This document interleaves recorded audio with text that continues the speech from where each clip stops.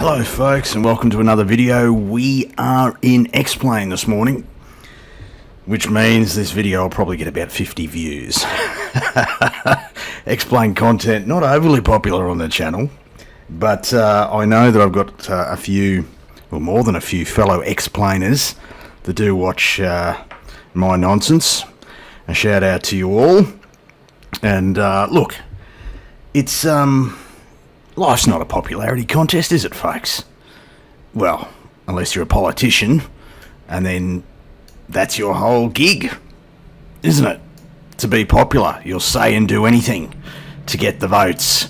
I'm yet to meet a politician that I would respect, or say I respect. But anyway, folks, this is a flight simulation channel. The aircraft on your screen, it's a lovely bit of freeware that's recently found its way to the org. This is the Metroliner III, the Fairchild Metroliner III. And this one's put out by a guy that goes by the name of Starvingpilot. I reckon if you're flying a Metroliner, you're probably doing it a little bit tough. The rates of pay for flying these commuter type aeroplanes aren't great, are they? But thank you, Mr. Starvingpilot, for making this one available. And yeah, geez, this looks interesting. I haven't flown a Metroliner in any sim ever, to my knowledge. So this will be, well, a Freeware Friday episode, yes. And a first impressions, I suppose, as well. And probably a mistake-riddled flight, folks. That's what you should expect. We've got the old Air Oregon livery on here. The aircraft comes in a couple of variants, a passenger and a freighter. This is the PAX version. And it comes with a bunch of liveries, including liveries that are now defunct. Air Oregon got merged into, I think it was Horizon. When that happened, I don't quite know. I'm not up to, I'm not au fait, as the Frenchies say, with the exact date. But Air Oregon no longer exists. But they did used to fly this beast, the Fairchild Metroliner, otherwise known as the Lawn Dart. That's how I knew it, but it's also known by a slightly, well, less PC term. It's known as the Texas Tampon. Owing to its shape and owing to its where these things were built when Fairchild were building them, which was a fair while ago, they were built down there in San Antonio, Texas. So the Lawn Dart, the Texas Tampon, or the simple Metroliner 3, folks. Whatever you want to call it. That's what we're going to fly today. Let me jump inside for you. This is the VC. I'm pretty impressed by this, I've got to say. Now, I should also mention that I'm aware of a couple of mods. I think there's a PBR mod as well for it. I'm flying it modless. I'm flying it naked, without mods. I feel like I have to stress I do have clothing on when I make these videos. Not that it really matters. But yeah, I'm flying it without the mod. This is just the base package, if you like, version 1.1 of same, and I'm bloody impressed. I mean, this is a complicated flight deck on first impressions, to mine eyes. It looks like there's a fair bit going on. I'm not going to be able to describe in any real detail what's going on, folks. I was able to get the battery. I was able to locate those switches down here and turn it on. I was also able to locate, it comes with a little sort of a pop-up menu. Now, it took me a while to figure out where this was. There's a couple of buttons down here, right, on the left-hand side, if you're sitting in the captain's seat. So you can very quickly switch to the FO seat like that, and if you're in the FO side, you can switch back to the captain by clicking the blue CA button, like that. But what I really want to show is this menu button, which pops up this little menu up here, which allows you to display ground power, baggage card, as you saw outside, right, there it is. Ground power's on the other side down here. Open and close the doors, and also pop up the autopilot sub-panel, which brings it up into here, right, because the autopilot panel's down here, but it allows you to sort of move it up here and make it a little bit easier to use, I suppose. And thanks to the documentation provided by the developer, which is quite handy, I must say, commendable effort there, mate. You can change the radio, the navigation gear. So basic radios are there. If you click this, you get a GPS, which is the stock GNS 4:30 here in X-Plane. That's what I'm going to use. I'm going to have to try and figure out. I do have a flight plan saved. I have to try and figure out how to get it in there. Remember anyway. But yeah, so that's the pop-up menu. And this is the Fairchild Metroliner III Freeware Friday episode, folks. What I'm going to do is take a shortcut. I'm not going to try and attempt to start this from cold and dark. I'm going to restart the flight with engines running and then get out onto the runway. We begin our journey in a place that you may have heard of called Portland, Oregon. And we're going to fly to another place you may have heard of in Oregon called Eugene. Not a long flight on the Metroliner. She gets along at a pretty fair clip. But that's the flight plan for today, folks. Fairchild Metroliner III by Starvingpilot. Freeware Friday episode. Let's go flying. Alright, on the taxi, folks. I'm not sure what the wind is doing. The weather looks a little bit... a little bit wet. Quite dark here this morning in Portland. Got an altitude plugged in of 7,000. We've got our flight plan sorted. We've got a couple of waypoints en route down to Oregon. What I'll do is I'll continue to taxi as far as we can go in this direction and then sort of take off what looks like runway sort of 29er here in Portland.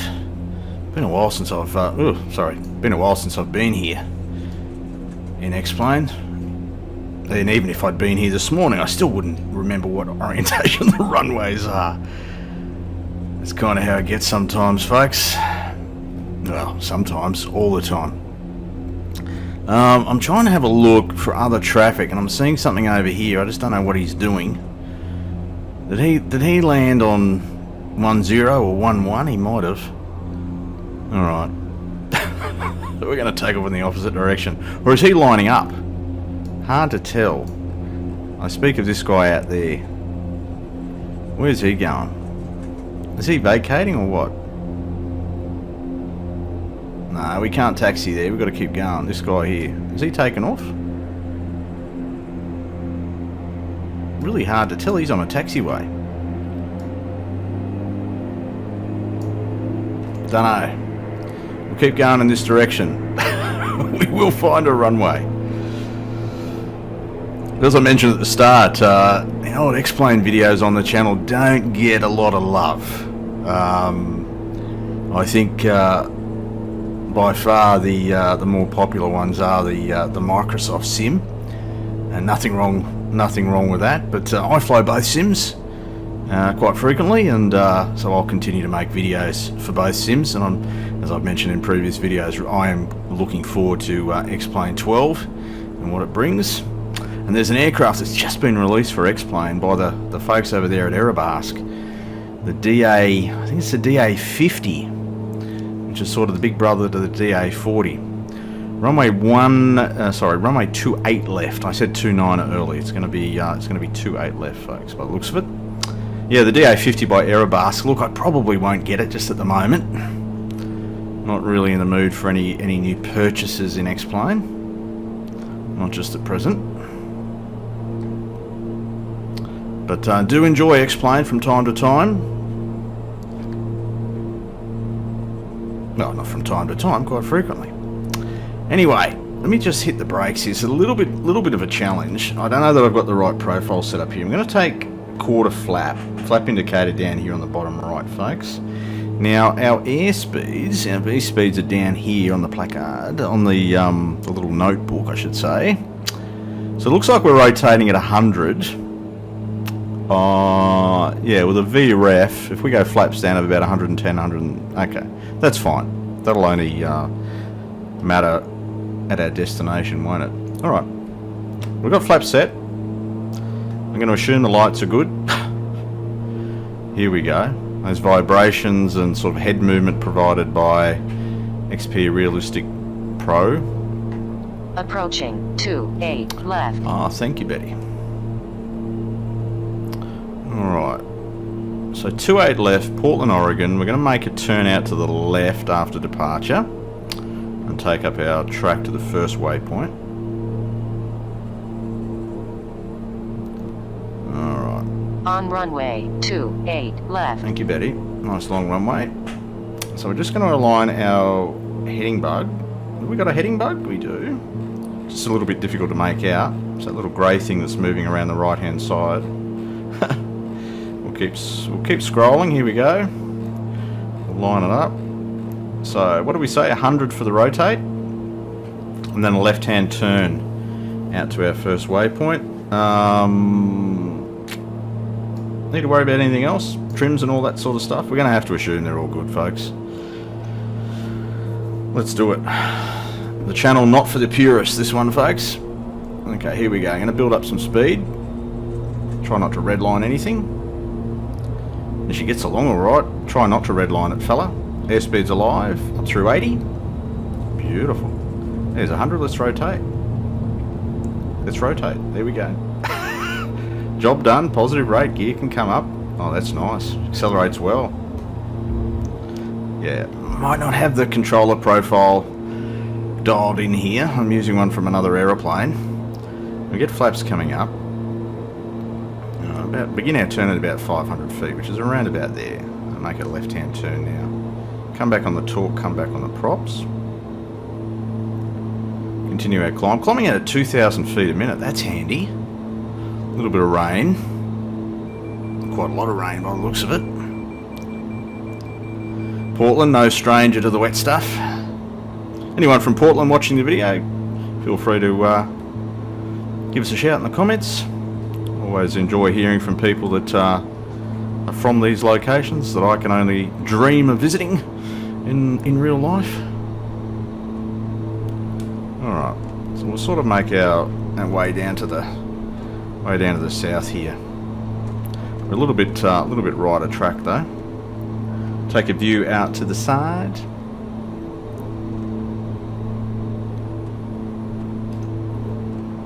Alright, geez, we're climbing like a homesick angel. Up to about 170 knots. What's the best rate? I don't know.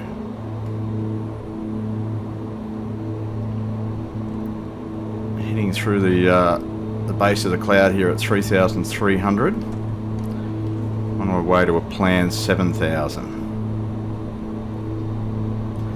A few bumps. And what can we do in terms of... should we take a nav course? We've got to be careful here. We've got to pay attention to what we're doing. Pay attention to the AH, mate. Continue to climb. We do not want to descend. What are we going to do? Can we go nav lock mode? Alright. Go vertical speed. What's our current vertical speed? Where can we set our vertical speed? Because we're in a descent. So it's going to track the so-called magenta down to our first waypoint. Up through 220 knots. Continuing to climb.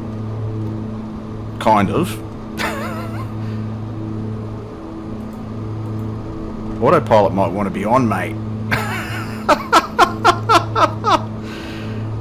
Here we go. First impressions, folks. As I said at the start, mistake-riddled flight, almost guaranteed.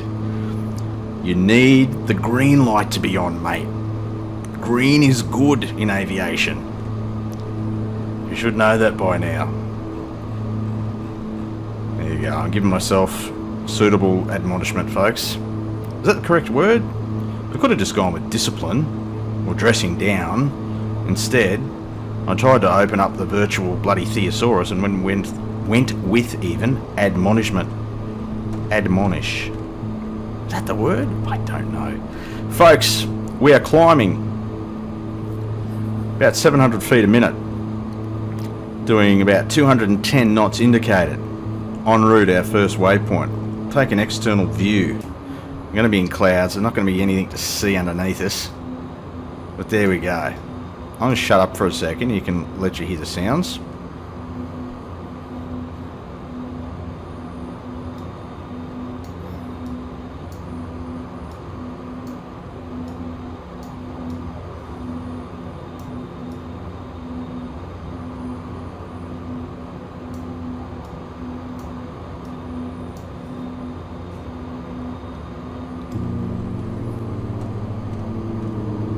And we continue en route. Up through 5,000.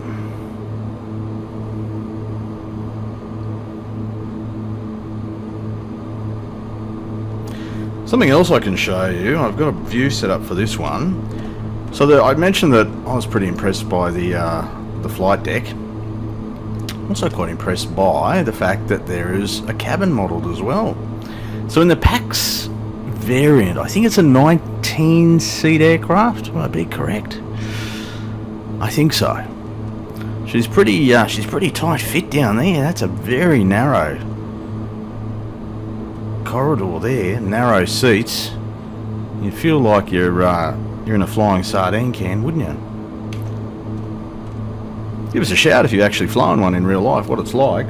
Flown in one as a PAX, and if you've flown one as a pilot, I definitely want to hear from you. What are they like? We've got a few in Australia.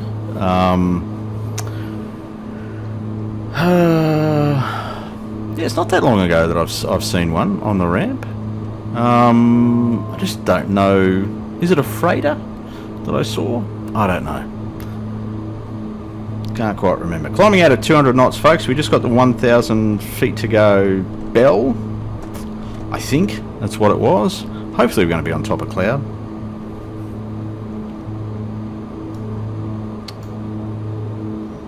Our flight plan looks like that. I'll zoom in for you there. It's not a long flight.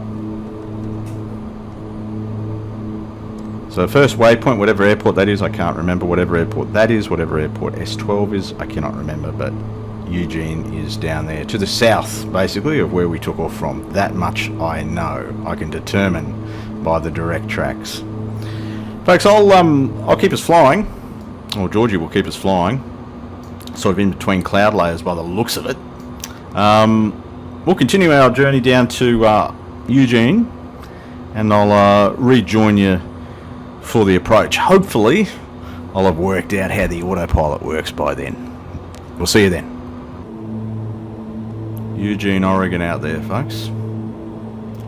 At least that's how it looks in X-Plane. Fire at the Microsoft Sim and you'll get a different view, I'm guessing. But it's not a scenery competition at this point. 160 knots. Look, in terms of how it flies, I've got no point of reference in terms of the real life thing. The guy that did this aircraft, the developer, is a real life Q400 pilot. He's never flown the Fairchild Metroliner either, and he readily admits that. But I think in preparing the aircraft, developing the aircraft, he's spoken even with real life Metroliner pilots, and it flies as you would expect. And I think that's really only that's as far as you can ever go on a sim, really, as you would expect, particularly when you've got no real world experience in it. It doesn't yeah, I can't do any better than that. It flies as you would expect. What I'm going to do is take flaps half, and then we'll look at taking gear as we turn final. Sort of fighting a little bit of a breeze here.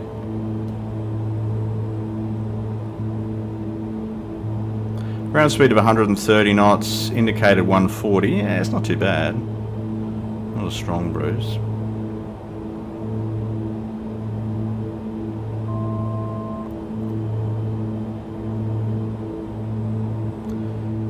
Continuing the approach. It's actually quite docile in terms of its flying. That may have something to do with the controller profile, which has been numbed a little bit or dampened for another aircraft that was overly twitchy. So perhaps that's influencing it. Well, it's not a perhaps, it absolutely is. Controller profiles have a big part to play in how an aircraft feels. So we'll take gear at this point. We are a little high. Let's talk about runway 16, something like that. 16, 17. A little high. So about 100 and 105, 110 as a VREF, I think.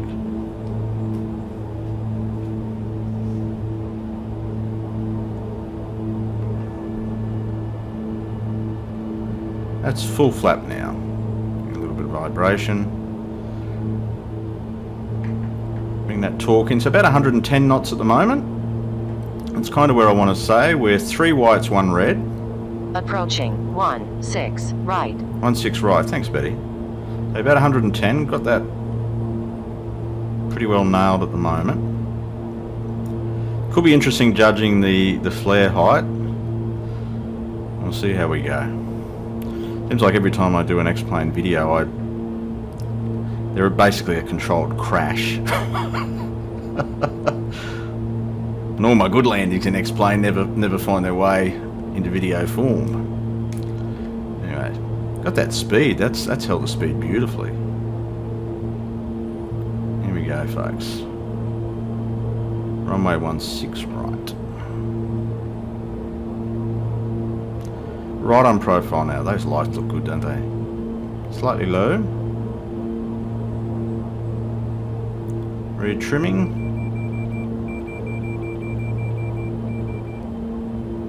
Alright. We're going to get this round out right. Probably not. No. Not great. But then again, better than some of my more recent ones. Does it have beta mode? It does.